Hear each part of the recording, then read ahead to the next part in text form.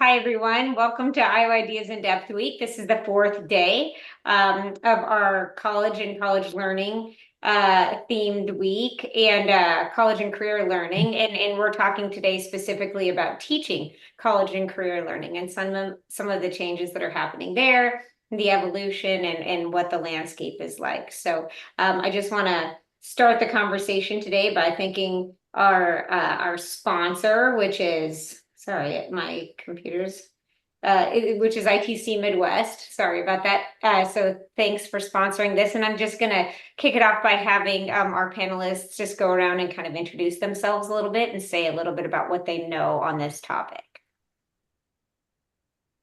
Why don't we start with you, Amy? Hi, my name is Amy Mayer. I am the RAPPL Program Coordinator for the Regents Universities. RAPPL is the Regents Alternative Pathway to Iowa Licensure. So we are working with adult learners who have been in a career field, have a bachelor's degree, and now want to transition to become K-12 educators. And so we're helping them do that by taking their content knowledge and marrying it with the skills that we know will make them productive teachers. Great. And we'll jump to you, Don. Hi, I'm Don Finn. I'm actually with DMAC. I'm the department chair of the Electric Utility Tech Program. I've had 37 years in the utility industry, and this is my retirement job that I'm absolutely loving. Got a group of students coming in again this fall. It'll be actually our third class that is conducting a electric utility tech class, trying to become line mechanics. Great, thanks. And then Kimberly. Hi, I'm Kimberly Sparks. I am the employee recruiter for K&W Electric here in Cedar Falls, Iowa, and Emmitsburg, Iowa. And I've just been in my time here the last 6 years, really building those relationships with the school partners, getting those students out and introduced into the construction industry, specifically electrical, and just letting them know, the opportunities that are out there through job shadows, internships, and just kind of working with them to define their career path. Great. And then Stephanie. Hello, my name is Stephanie TeKippe. I'm a program consultant in the educator preparation team at the Iowa Department of Education. My main role and responsibility is ensuring that there is quality in educator preparation programs across the state of Iowa. So I like to say that I get to work with the coolest people in the world. And thanks for having me here today. It's great to be with you all. Great, thanks. Yeah, and then Dennis. Well, good afternoon. I'm Dennis Harden, and I'm Chief for Career and Technical Education here at the Department of Education in the Bureau of Community Colleges and Post-Secondary Readiness. My team leads all things related to career and technical education, as well as veterans education and training and career and academic planning. And I most likely will be talking about some other support services and things that are supporting students' transitions from secondary to post-secondary and the workforce. Yeah, great. Thanks. And I just want to remind everybody too that you can send questions as you get them throughout this conversation, and those will come to me in the chat. And so I can then shoot them out to our panelists as we go, and it will feel a little more relevant instead of doing that at the end of the conversation. So yeah, definitely feel free to be joining our conversation in that way. So I just wanted to start off by kind of asking everyone to talk, if they can, a little bit about any changes that they've seen in terms of the higher education landscape, even the K through 12 landscape, and sort of what it looks like today in terms of students wanting to get a college education versus what it used to sort of traditionally. Like, what are some of the big changes you've seen theme-wise?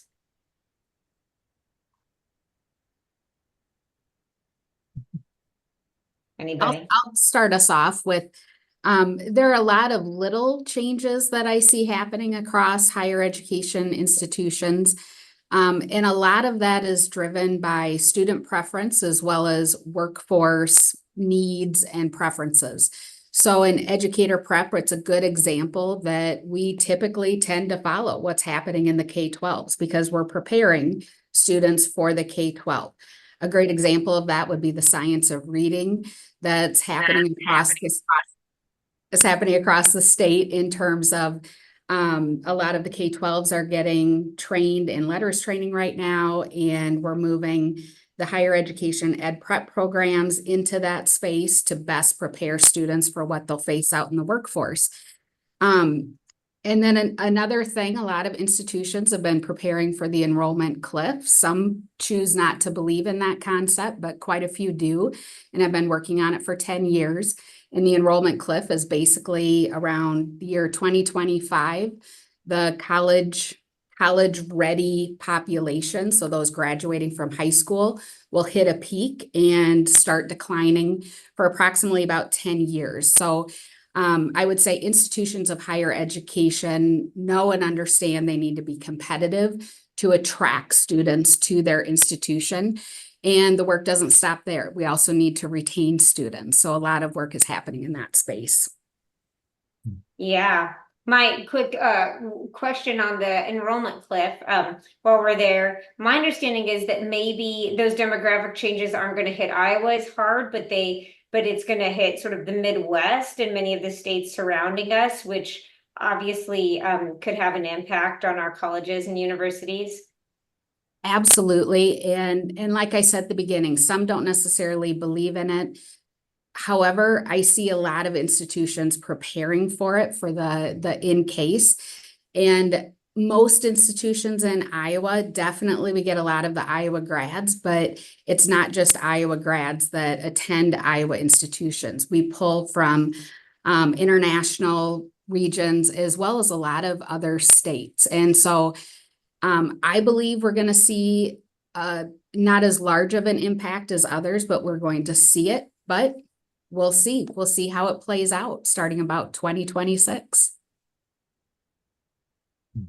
Yeah, great. I mean, are students sort of fine tuning their higher education paths from high school more than they used to, in terms of starting them earlier or deciding what they want to do earlier instead of just assuming like 4-year university, I'll figure it out later kind of thing?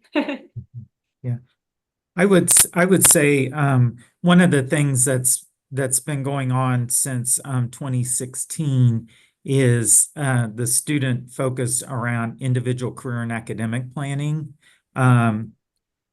This requires all students to have, we call it ICAP, starting in 8th grade and continuing until graduation. And it's a series of high quality career related activities and experiences that provide a platform for students to engage in the development of self-reflection, career research and exploration of post-secondary opportunities, and apply and align their learning with the personal paths and goals.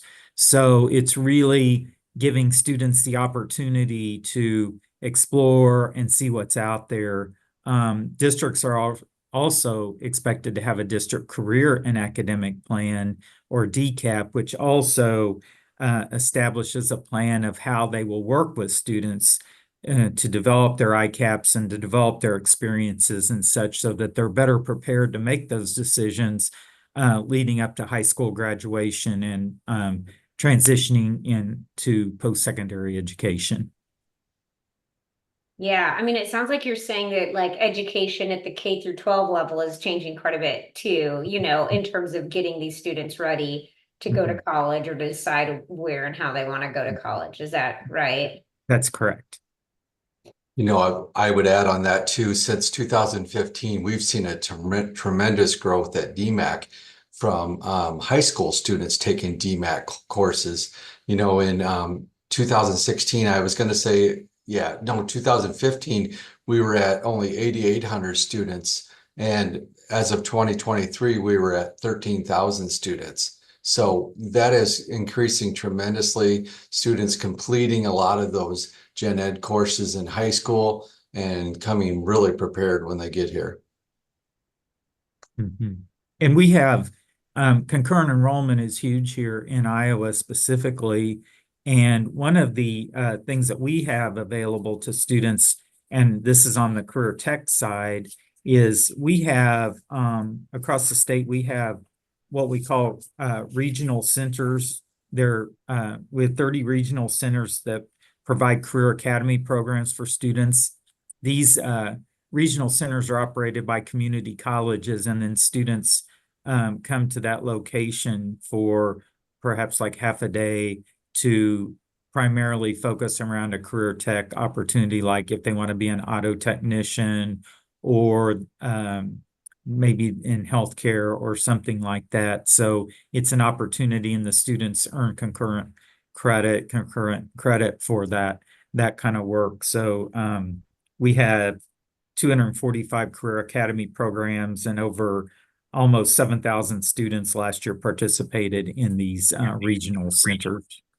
So that's a lot of the growth that we're seeing, at least on the career tech side.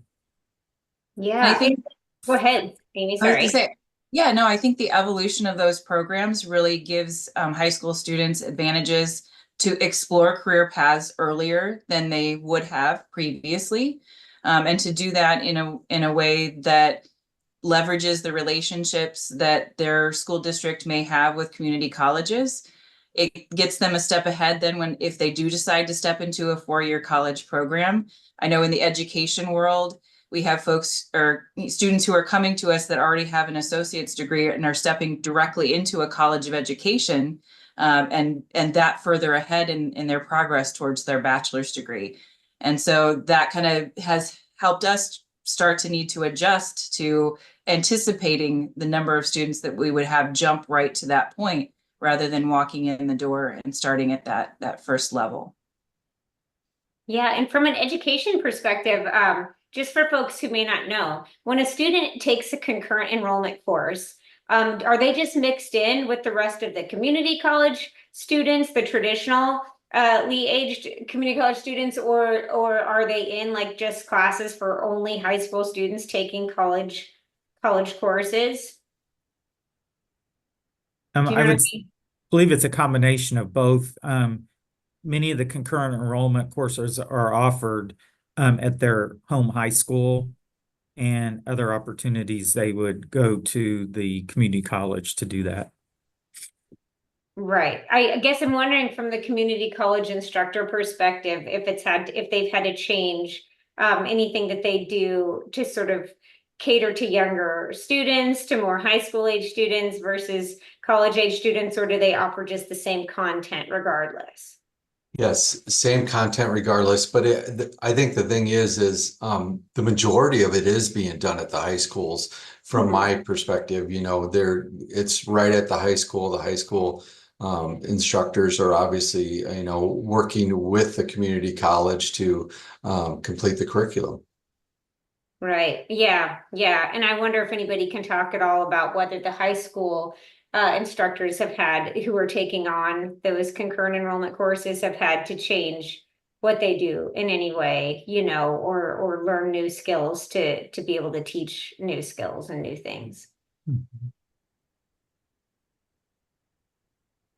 I believe they, I don't know a lot of the specifics around it, but I think the teachers maybe have to go through some training, maybe through the community college or whatever, to get up to speed on the curriculum and such. Yeah. Yeah. Okay. Well, and I wanted to ask too about like how the workforce is impacting this, because it does seem like the career and technical paths are becoming more popular, more common, or something that students are starting sooner. I mean, what's driving that? Is it student demand? Is it finances? Is it the workforce? I would say all of the above. Everything you mentioned plays a critical role in the direction that institutions tend to move. But I would say right now in particular, the big players in the education preparation space is definitely the workforce, and we have a lot of advisory committees set up for each institution that come in and share this is what's happening out in the field. So that everyone can stay up to speed with what's needed. Our faculty who teach teacher preparation are also required to spend 40 hours in a classroom co-teaching so that they keep their K-12 skills sharp and really have a good in-depth look of what what it's like in a classroom. But then Generation Z, they're coming in with a lot of new and different demands that our generation isn't necessarily demanding, but I wish I would have. It's kind of exciting to watch. And I think that Stephanie has a really great point there, that this generation of students wants to be able to customize their experience. They're used to being able to have that opportunity and that ability. And so higher ed now is needing to respond to that in order to serve those students. Right. Yeah. Go ahead, Kim. Really sorry. I'm just gonna tag on to what Amy was saying. You know, it is about the experiences, right? That's what they want. That's how they learn. And I think they're realizing that everybody is different, so they're personalizing their learning just because they have, you know, different interests or different strengths or different needs. So I think just adapting to that as well. But I'd Yeah. also like to add with the, just to put emphasis on the advisory boards, because they are absolutely priceless to the community colleges. We actually utilize them to help develop curriculum, to help, make quick changes that are happening in the workforce, whether it be, AI or whether it be robotics. We are relying on those advisory boards to help us, stay up with the times. And I am actually spoiled with having, several different large, industries, on our board to be able to, meet on a regular basis, email on a regular basis, and talk about what they need and what's happening in the industry right now. Yeah, what are some of the big sort of like workforce polls right now for students? Like, what do you see a lot of interest in among students when it comes to, the paths they're choosing? It's still STEM aligned, I mean, they're still having to have that math background, because whether it is robotics or whether it is nursing or whether it is, in my case, the line mechanic, the electric utility program, there's so much advanced technology out there that students need to be ready to grasp and ready to jump in with. Yeah, and I wondered, I mean, talking about technology a little bit, I mean, so I guess I could ask about COVID, because I did kind of want to see like what COVID did to the way that we teach, and the way that students learn and the path that they want to take. So maybe somebody could kind of start there and talk a little bit about the impact. I think we certainly learned a lot of lessons about learning in an online space and the effectiveness of that. I think for our program specifically, we do some online instruction and some in-person instruction. And so we've modeled or taken the things that were successful where we had to be 100% online from COVID, but then looked at situations in our instruction that there are more advantages, or the instruction in person is more effective for our students. And so I think what we've needed to do as instructors in a higher ed space is to help our students be able to adapt to both situations, to be effective educators in person in a classroom, but also to be effective educators leveraging online tools if they're teaching in an online space.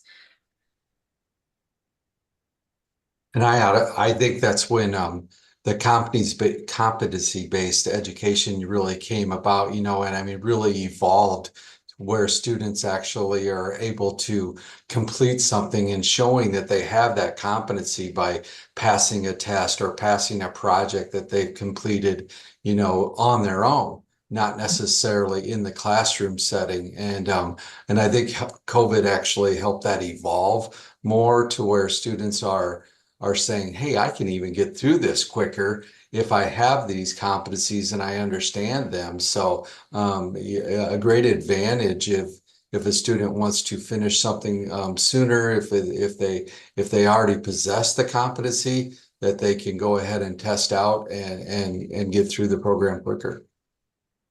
Yeah, and you talked a little bit about changing student demands. I mean, is that flexibility one of those demands that students increasingly are having, like the ability to do things virtually or to Zoom at times or to catch up later kind of thing? For sure, and I mean, they have the opportunities to have all this information at their fingertips, when they're at home. So maybe they can do when they come to class in the lab, they can spend more time in the lab doing the hands-on, doing the things that they need to know on a daily basis. And honestly, it gives educators a lot of flexibility. There's a trend in education now, it's called the flipped classroom, where you have educators who are front loading in a digital or an online space for their students and giving them the opportunity to interact with some content before they come to the classroom and then continue that learning. And so there's a lot of technology integration that can happen. And post-COVID, we saw an explosion of options for teachers for how to use technology to aid in their instruction. Yeah, has that been hard for educators or like you say, just like a benefit? Are they viewing it as like, look at this huge expanding toolbox, or like, look at all this stuff I have to do, My opinion on that question, if you don't mind, Amy, my opinion is one of the lessons learned from COVID, in my opinion, is a lot of learners found out if they learn well in an online environment or if they don't. And you're in one of the two camps. And same thing for teachers. It's a completely different way to teach when you're teaching through an online delivery method. And so it's for some teachers and it's not for other teachers. So I think that line got much, much more clear for the entire population. And I think technology helps with time freedom, which is another big push right now with Gen Zers. But it has to be done right and it has to be done well. And so that's a really big factor. And the thing I like the best that came out of COVID is the renewed focus on mental health and work-life balance that really came to the forefront. And it's a big focus right now for I would say all the way through, and organizations as well. Right, yeah. Well, so kind of talking a little bit about some of those technology changes and the advancements and stuff. I mean, I know that teachers are feeling, some pressure, and so are the campuses, the colleges, to sort of have these new programs available. So can you guys talk a little bit about like the partnership with industry? I know that in some cases, like companies are being asked to provide some of their professionals to do some instruction. Like, what does that look like? Well, for us, we actually get invited to those companies a lot of times and be able to use their facilities, and it's absolutely incredible. Mid-American, Alliant, and things of that, folks will actually invite us to their training facilities. Their trainers will be there. They're kind of setting the expectations for the students of what they will expect when they get on the workforce. And one thing that I hear on a regular basis, especially from the workplace, is teaching still the soft skills, the collaboration, the team building, things of that nature. The workplace wants that. They're looking for those students who are not necessarily just these great mechanics, great with their hands, excellent with their math skills, but they still have those soft skills that they're able to be part of a team and be able to communicate. Right. Yeah, absolutely. I mean, in terms of the partnerships with these industry partners, I mean, I know that there's the benefit there of like being able to use their space, being able to have some instructional help. But are there other benefits for the students, for potential like internships, for the universities and recruiting? Like how are they using those collaborations, do you think? Yeah, I don't want to monopolize, but I mean, it's a huge networking opportunity too, because the students are able to get into these industries and, put a face, out there to say, I want to be, a part of this company or part of that company. And, even with those networks, they have so many, like the Alliant Energy or Mid-American, they have contractors that work for them that our students could go to work for. So there's just so many opportunities that become available by just developing those relationships. Yeah, that's, oh, go ahead, Stephanie. in the educator, I'll make it fast. In the educator preparation space, our future teacher candidates spend at least 100 hours in the classroom before they even get to their student teaching component. And so definitely, like Don said, there's huge networking opportunities there. But the other thing, and as our industry is moving more towards apprenticeships, it really helps students work out some of the little kinks and the bumps in the road so that they can really take advantage of the student teaching or internship or apprenticeship space. So and my colleague and I did a research project to see if there was an opportunity to improve our educator preparation. And through the data analysis, it really came back that those opportunities in the actual setting were the most beneficial overall. My colleague and I laugh saying, I don't think we matter, but we definitely prepare them to be successful in those opportunities, but that's where the gold is. Yeah. And I think from like the company perspective too, you're engaging with those students at that early stage, either through the internship or anything. And then when they come to apply for our company, we know that they're passionate about this field. So, we're kind of honing in and focusing on those individuals that really want to do this type of work, and they're figuring that out earlier. So. Yeah, I was going to ask that how many times this is like some sort of like a hiring pipeline for the companies too that are collaborating. Yeah, and we've seen a huge increase just in the last couple of years from that, hiring right out of high school, not to take away from the colleges and the universities, but that's not for everybody. So those extra advantages that some of these students have that want to go a different route, we've really seen that kind of increase in the last couple of years. And I would say too, like the experiences that Stephanie referenced that pre-service teachers have, when we encourage, or when we have our students go into a school building, we tell them, approach this as a professional interview. Every time that you are in that space, you are interviewing for a potential future job. So the way that you connect with your cooperating teacher, the way that you connect with administrators, the way that you interact with the students, all of that is, helping you to work towards that interview that will get you a job going forward. Yeah. Do you guys think that hands-on learning, like that experience, is becoming more of an expectation for students as they look at their post-secondary paths? I think it has been for a while. Mhm. Go ahead, Dennis. Well, we're seeing tremendous growth and a focus on work-based learning. I mentioned the ICAP, and that's one of the new requirements that went in place last year. As the students are planning, that's one of the areas that they have to address in their individual current academic plan.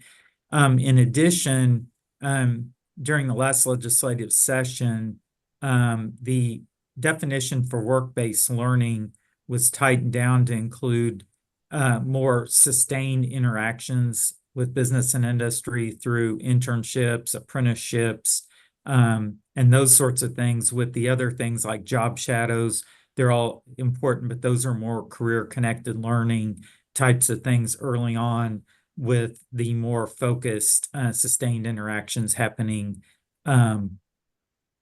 maybe juniors and senior year, perhaps, and then perhaps maybe going right into business and industry directly from high school. Yeah, are we seeing more? I mean, what are we seeing in terms of trends? Just jumping on that really quick about students going straight, like getting associate's degrees in high school, you know, with the concurrent enrollment opportunities and then going straight to the workforce. Are we seeing any trends around that? Do you know?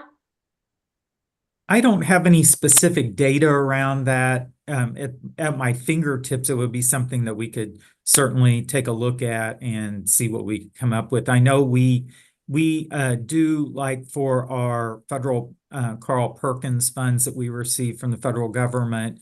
One of the indicators that we collect data on is post-secondary placement. And that's for students that are considered to be CTE concentrators who take 2 or more courses in a sequence.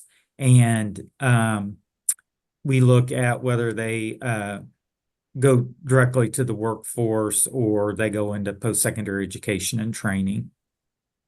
Mhm. And with our 10 different pathways at DMAC, I mean, most of the companies that are hiring are requiring at least a diploma or an associate's degree, you know, to be able to get that interview. You know, it's one of those requirements that they want to be able to get those folks that are workforce ready, you know, that they've actually put in the time and have the skills that will be able to start them right away.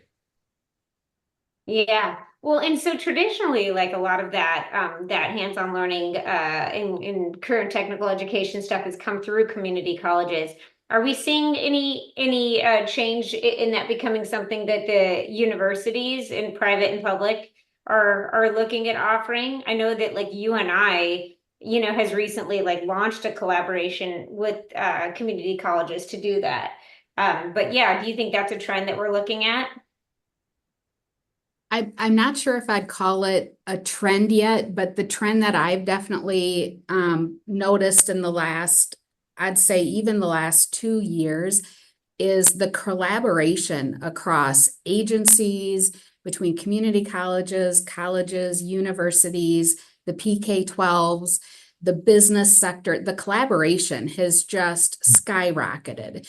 And so I'm seeing a lot of examples of what you're talking about, but the data point I can definitely point to is the collaboration and making sure needs are met for quality preparation, for workplace needs and those skills, even the soft skills. And there are a lot of program shifts that are happening. There's a lot of gen ed curriculums that are being revised right now. I'm seeing across Iowa, as well as looking at what programs are offered and what programs are not being as attractive to candidates coming in. So there's a lot of shifts happening in the 4-year space. What I'm most excited about is the collaboration across all levels. It feels like the silos are coming down, and that's a really good thing for Iowa. Yeah, yeah, it really does. I mean, at times it feels like that's not just student demand driven, but financially driven. Like, you know, Sure. that sometimes the funding isn't there to maintain your silos anymore. And that the more partnerships and the more students people can share in terms of that revenue, the better, perhaps. But yeah, I guess I want to ask, like, what does this all look like then for people who are wanting to become educators? Like how is the training changing for them, knowing the differences in the students today versus, you know, back in the day? I would say that we're all still in the process of trying to figure that out. I don't think it's been 100% nailed down, but there's definitely the shift for the apprenticeship model in education, which I think is a positive shift. The need for financial freedom, Governor Reynolds, just one of her initiatives was to increase that starting pay for teachers. And so I think that's going to be a huge recruitment tool, as well as practicing teachers. And the competency-based learning that Don was talking about, For anyone that doesn't know what competency-based learning is, it's you having the same learning objectives, the same assessments. However, students can progress through the content at their pace. So like Don mentioned, if they're really skilled in one area, they can move quicker through that and then spend more time in another concept that they're not as familiar or skilled with. So that's really shifting into more of an individualized type of situation. And Amy's position with RAPL, that's a new way of learning. And it's basically paying the student as the teacher of record during the student teaching component that's now extended to a year. And so a lot of good initiatives are happening to try to accommodate not only workforce, but what candidates are looking for from their higher ed programs. And we collect data every year, and my favorite piece of data we collect are the initiatives across the 4-year programs in Iowa and what they're doing. And I would say one of the largest things I'm seeing is a lot of grow your own programs. So colleges working with their local districts to help build, continue building the teacher pipeline. Another thing that has occurred is TPRA, Teacher Paraeducator Registered Apprenticeship, a big initiative from the state of Iowa, invested over $45 million with a goal of having 1,000 apprenticeships to feed into that educator pipeline.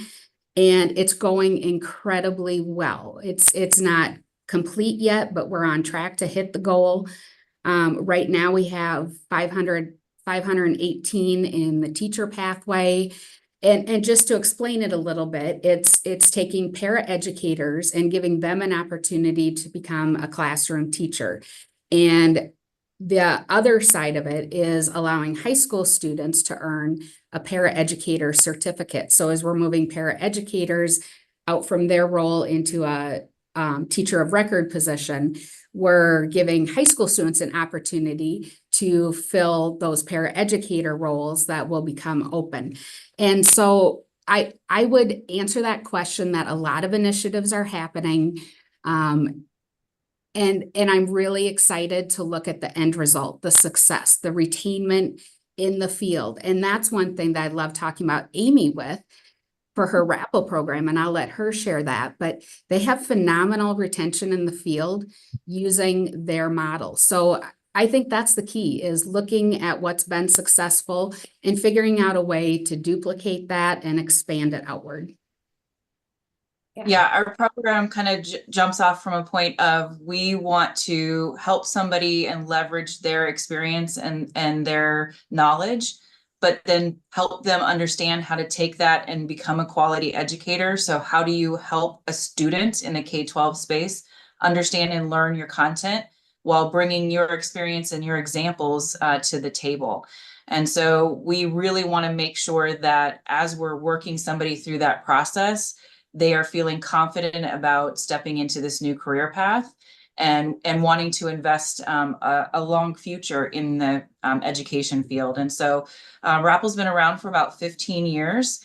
Right now, we have 100% of our teacher retention over 3 years out from their completing the program. And then up to 10 years, we're still in that kind of 80% retention rate, which is just something that's something that we're really proud of. But we do that by really maintaining the quality of the preparation that somebody goes through before they step into the classroom so that they feel confident when they get there. Yeah, and of that, you talked about 100% retention. That's really great. Do you keep track of those who stay in Iowa versus do the education elsewhere, or is that part of the deal that they have to stay in Iowa? So while they're in a program like RAPL, while they're in the program, they have to teach in Iowa because we are a pathway to an Iowa teaching license. Mm-hmm. Once they have their Iowa teaching license, then there are obviously options for them to move to other states. If we have a cohort of around 40 or so folks, maybe 1 or 2 of them will look at options outside of the state of Iowa. Again, we have adult learners who are already invested in their communities, probably have school-age children who are also enrolled in school districts.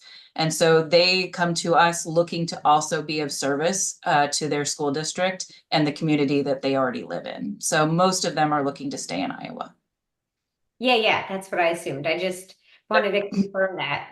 And we do have a question from a listener here. So the person is asking why industry professionals are being attracted to K through 12 education and teaching those college and career programs, and how they're getting training to do that teaching.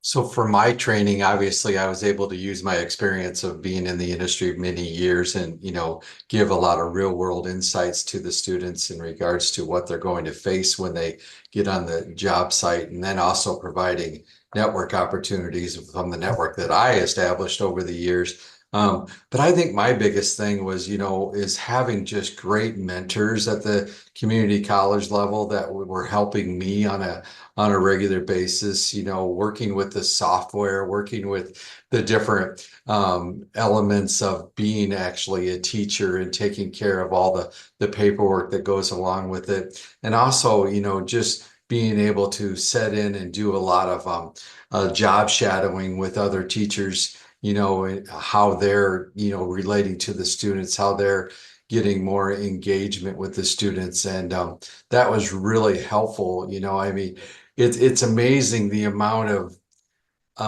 education that I received over the years, on how to teach people and how to lead people and things of that nature when I was in corporate America, so being able to just take those tools and put them into the college setting, it's been actually fun to do.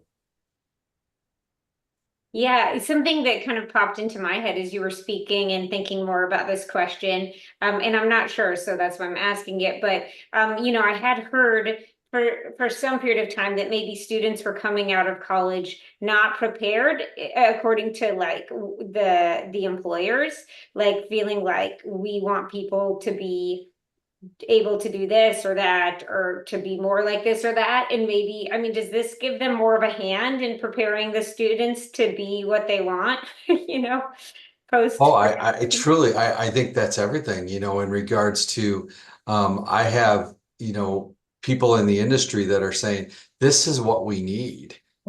This is the kind of employee that we want. How can you help mold that? How can you help, get that to where they're work ready when they come out and they're able to work in a team environment. They're able to collaborate with their fellow workers. So yeah, I think, being able, from my perspective, to work with people that I've worked with for years, and ask them, what do you want? And that's what I get. Yeah, and I'm sure it varies by industry and by employer, but are there has any of that changed in terms of what employers want these days? Like, are there things that like more that, when you're teaching students to be prepared to go into the workforce, what are the things that employers are really looking for, if there are general things you can talk about? Well, from my perspective, the employers are still looking, as I've talked about before, is like the teamwork and the collaborate, but they're looking for those mechanical skills, those hands-on skills. Are they able to turn a wrench? Are they able to take a hammer and hammer when it comes to it? And are they able to, use their critical thinking skills to work through a problem? And I think that those are some of the biggest ones. And I would, to add on to that, in the education space, what we're seeing a lot of the schools really honing in on and looking for is definitely the communication skills. I'd say that's every industry, but also how to differentiate instruction, how to meet the students' needs where they're at and continue forward. And part of that is being able to use assessment, use that data to help make some good decisions, and use it in a cyclic a continuous way. The word's not coming. So it's a continuous process that this isn't working. So you're going to try something else. You're going to assess it, see what the changes are, and then make your decision after that. So really differentiation, assessment. And I'm also seeing a really refreshing trend in education that we're moving back to the basics: reading, writing, math, science. And I think it's a good thing. And the other thing, I wish I could remember this lady's name, but she made a very important comment that I just loved hearing, was you can't prepare a candidate for everything they're going to need in the workforce. And we need to start thinking of it in almost in rounds. So their higher education experience, there's round one. Beginning of their workforce, there's round two. And what's the climate in the workforce? What are some of those little intricacies that are needed, or the population that you might be serving, and then expanding on it. So it's really a collective effort to get young professionals where everyone wants them to be. Yeah. And I would say, Yeah. oh, I was just going to add on to that from the educator prep program perspective. We're always looking to support our pre-service teachers in their learning of instructional strategies. So it's not applicable anymore that you just stand in front of a classroom and you share your own personal knowledge and lecture to students, right? We want to engage the students in the learning process. And by doing that, we help them experience that and to be able to apply those learning strategies in other situations as they go down the road. So being able to help our pre-service teachers learn how to vary those instructional strategies and involve the student in the learning process is a really important piece. Yeah, and this is kind of veering off a little bit, but just talking more about, preparing people to be educators. I've been hearing, and this is kind of COVID related, but hearing a lot about like the mental health stuff and like kids needing to be thought of is more full humans instead of maybe just the student learning math. So I guess, are teachers being instructed in how to handle that piece of it differently? I mean, I can share from our program's perspective that one of the things that we talk about really from the beginning of our coursework is building relationships with students and understanding what drives them, but also what could impact or get in the way of their learning. And then being able to adapt to that and adjust for what might be happening with that student in that particular day or situation. And I think for me, it's developing different techniques and programs that will help the individual, in regards to not everybody's going to learn how to do a certain task, by just reading the material. I do a lot of project-based assessments where they put together a project and they're able to see what they've accomplished when they're done. And you can tell that if we are trying to instruct the student on their level, bringing it down to what they want to do, how they want to learn, we're so much more successful. Yeah, interesting. One of the data points that we collect yearly is our novice educator survey. And so for the educators that are prepared in Iowa and choose to continue to stay in Iowa and teach, a survey goes out for their first 2 years, asking a lot of questions for a self-evaluation as well as their direct supervisor to respond as well. And we did add the mental health question after COVID. And we have seen a steady increase in preparedness for that space. The candidates are feeling more prepared than the administrators are seeing the candidates. So we've got to bridge that gap just a little bit, but it is making some slight improvements. So that tells me there is a lot more of a focus on it in the higher ed space. Yeah, is it true that is more of a student need than it was before, or is that that it's just being thought of more, as something that they want to include, or do you know? It's my personal opinion is yes. That it's more of a need. It's more of a need. Okay. Yeah. Again, we are kind of running close. So anybody else, if anybody has any additional questions, you can send those our way. But I did want to ask about AI, about artificial intelligence, because I know that that's been kind of a hot button issue in the education sphere. Are you guys, when you're talking about teaching teachers, how do you teach about that? Like, how do you be like, I mean, are you saying like don't ever accept anything that's generated, or how do you, how do you prep people for that? From our perspective, we're just right at the cusp of what's happening with AI, and we're still waiting to see what some of the long-term impacts will be. So we're trying to educate ourselves on where AI is, where it's going, how it's being used in education spaces, so that we can talk about that with our pre-service teachers. But I know I don't know enough about where it is yet, or how the impacts it will have, to be able to probably answer that fully. Yeah. Yeah, and I talk about, how they can still use it for their critical thinking skills, and they can utilize it to be able to make life more efficient. If they can go out and find that information and then verify it, that's good for them. I mean, and you can tell when somebody's not using their original thought. And we do have a lot of fun with that, because I give them the opportunity to go out and find that, through AI, and tell me if you think, this will work in the workplace. One thing that I agree with both Amy and Don on what they shared. Something that I've just started looking into, and I haven't dug in deep enough yet, but it is providing some opportunities for that individualized instruction and learning through, like Don mentioned, work efficiencies. There's a huge opportunity there. But to be able to individualize that instruction, that's always been the tough thing. For one teacher has 24, 28 students, how do you individualize every single one? And so there are some products starting to come out with that.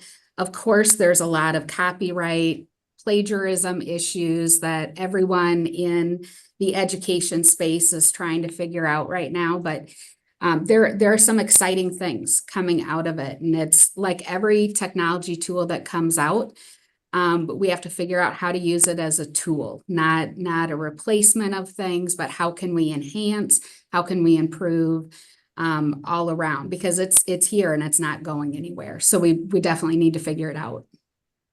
And Yeah. I think that's how we approach the idea of technology integration, and how we have been is, how does that tool support learning rather than replace learning? And for example, could AI write a lesson plan for one of our pre-service teachers for an assignment? Sure. If they try to execute that lesson plan in a classroom with real human students, is it going to be successful? Unlikely, because the AI tool doesn't know the learning needs of the students who are in that room. Yeah, that's really interesting, thinking about it from like a beneficial standpoint for the teachers as well, to create efficiency and whatnot. So yeah, are we seeing, do you guys know, maybe this isn't a question you would know the answer to, but are we seeing more students using it, like using ChatGPT to like help them with writing prompts and things like that? 100%. Oh, for sure. I'm seeing them putting outlines together, things of that nature. I'm actually seeing them gather data and be able to put it into a nice format through AI. It's pretty neat stuff. And now you're seeing the digital drawing, students being able to create a graphic to go along with text that doesn't exist in the world, but supports, or enhances, their work. So, and the video elements are exploding to be able to do that as well. So there's lots of tools that students, or ways that students could use AI tools in their demonstrating their learning. I actually am able to utilize a company from the East Coast. I'm teaming with them to use their augmented reality, and they give us an iPad, and this actually helps the students, showing them different hands-on tasks and things of that nature that they can do on their own, that AR is going to be a huge part of the workforce, and it actually come from the workforce, but I'm using it at the college level too, and it's been a great tool. Yeah, that's really interesting. There's things that I use that are AI and I didn't even recognize it, that I just that was just using it as a tool that was helpful. So yeah. So again, one sort of last thing that I wanted to touch on before we end here is we talked a lot about these internships and apprenticeships. And I guess I'm just wondering, like, are you finding that there are like employees who are working in an industry like a nurse, for example, who is having to be an educator? You know what I'm saying? Like without having planned on it, that they increasingly are having to sort of like share their knowledge. Is that happening more? And do you know how employers are handling that? I know from my perspective that employers that I work with have whole departments set up that are their training departments, that are their educators, that were, previously on the line, things of that nature. And yeah, they're putting a lot of effort into continuing the education of their employees. Yeah. And I think, in an educator space, school districts are starting to think outside the box. So if I don't have somebody who's applied for my health teacher position, could I look at somebody who has a nursing degree that has that deep, rich content knowledge and experience? And could we support them to become a quality educator, bringing that experience and knowledge to a classroom? And so looking at different ways to think about how we bring content to students. Yeah. And do you guys have any sort of like final closing thoughts about the future, like where you see this all going in terms of educating people in general and then educating future educators? I'll start off by saying that Amy mentioned it earlier, and I think I did previously, really focused on keeping the quality in the preparation, but not only kind of testing out, but looking for alternative ways to educate the student while keeping that quality. That's really the focus, and that's where I see us continuing in the future. Yeah. And I would say I love what we're seeing and how quickly these other pathways and other options are opening up for high school students to explore. And then also, for how that impacts K-12 education. And so I hope that we continue to see, those options be explored and be made available in Iowa. And I truly believe it's going to continue to be data driven. We're going to look at the jobs that are open. We're going to look at the skills that are needed from the workplace and be able to, mold our programs around those needs that are out there in the community. Yeah. It does feel like flexibility is going to be something that continues or that students continue to demand. And so therefore educators have to try to figure out how to provide. But yeah, things are changing obviously all the time. So keeping up with that. Well, thank you all for joining us today. I think we're here at the end of our time, but I appreciate you. And yeah, this is again the fourth day of our in-depth week. And so we have one more day, and all of these are being pre-recorded. But our final day is titled Exploring Your Pathway. So yeah, talking a little bit about students and families choosing, what career to pursue. And how to sort of start exploring that, which is something we kind of touched on today too. So yeah, thanks again, everyone, and have a good afternoon. Thank you.